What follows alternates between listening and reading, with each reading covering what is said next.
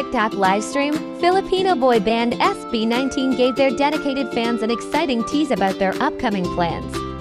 During the session, member Stal subtly mentioned that their current tour is nearing its end, hinting that a highly anticipated homecoming concert is just around the corner. Pwede na ba sabihin na medyo patapos na tayo sa tour? Medyo patapos na po tayo sa tour natin, so medyo napapalapit na rin ang pag-uwi namin. Yeah, so meron pa kaming mga upcoming shows. I'm going home. Oceana Leg. Place where I belong. Meron pa. Love has always been enough for me. Umiihi ka ba? Parang ako umiihi eh. I'm coming home.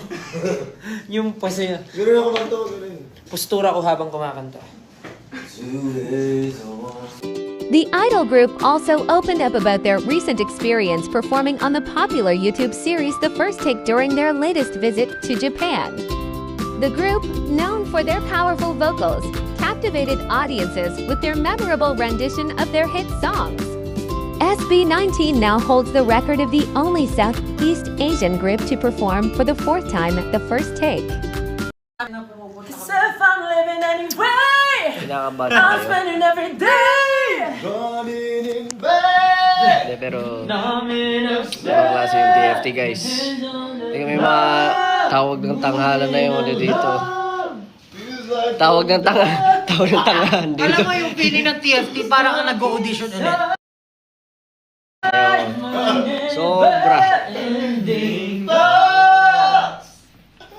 Hindi lang pwede i-divulge yung I'm trying. Cause one day we'll run out of time. Ayan o. Ganyan yung live namin. Ganyan yung live namin. Ganyan yung live One namin. day we'll run out of time. Memories will leave me. Ganyan yung live Ay, namin. maghawak sa tenga. John, kita ko hair mo, gray na. Great. Pero gano'n ka